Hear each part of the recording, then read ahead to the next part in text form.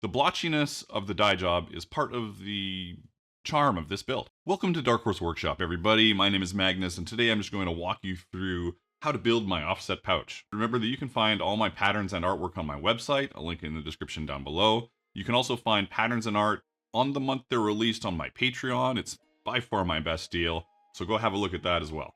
Thanks.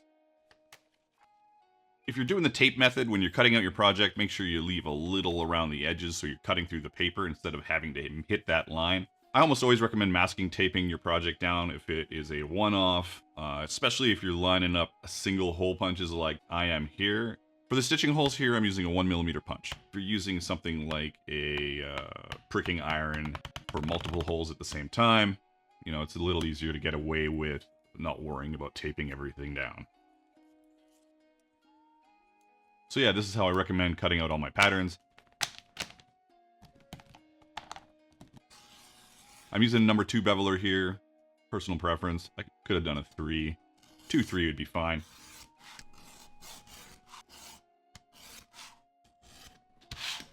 Man, my hands have seen better days. Whew. If you've been watching my videos for a while, you know I love leather carving. We're going to do a little bit here. Of course, the art is included with this pattern if you pick it up. And it's a pretty simple knotwork pattern, so you don't have a lot to worry about. Just trace your lines down, cut them, and then bevel them up. Maybe hit it with a backgrounder if that's your style. Nothing overly complicated. But if you want to know more about leather carving specifically, I will put a link right up here for you on one of my most popular videos on leather carving, so go check that out. I'll also put it in the doodly-doo description down below, so there you go. Hey, if you're looking for tools and supplies, I've got you covered. I've got links to both my Amazon storefront with my personally curated list of tools and supplies, go figure, or you can check out Lonsdale Leather. Tons of great tools and supplies, knowledgeable staff, and some incredible leather. Check them out as well. You'll thank me later.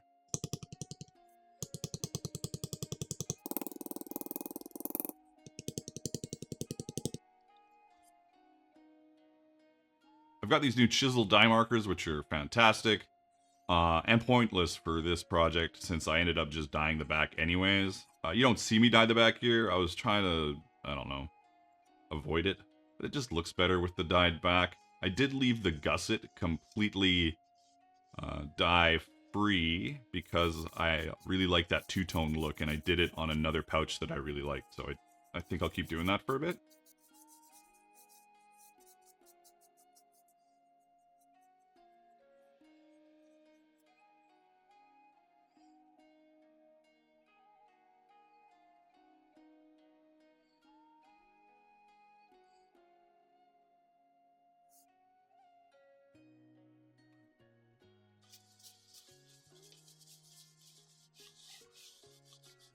This is my tokenol dauber. I recently added it to my arsenal for doing edges.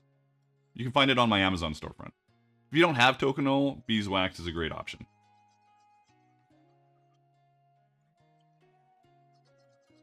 I cut this matte finish 50-50 with water and then sprayed it on poorly.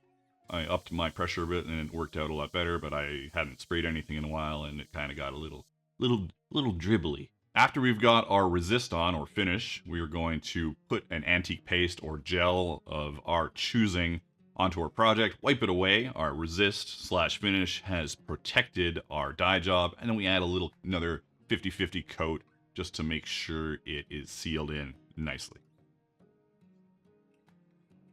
I wanted to double check the spot for the keeper on this project, so I didn't punch it right away, so I end up actually stitching the whole project together before I mount the keeper.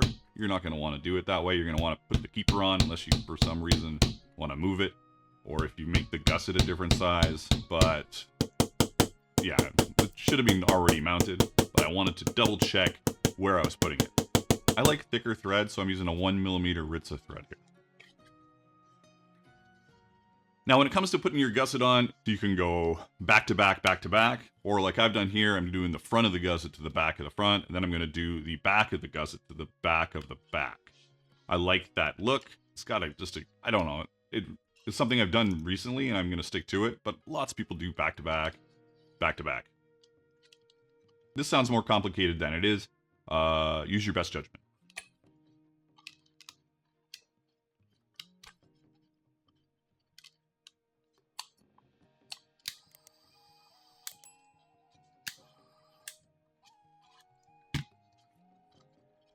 Here you can see where I've done my little overstitch holes. A lot of people get confused by this.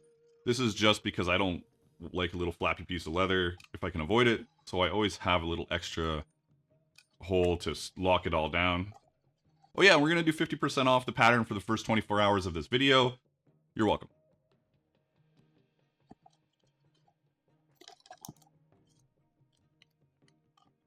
Once we get the back on, we're putting the keeper on finally.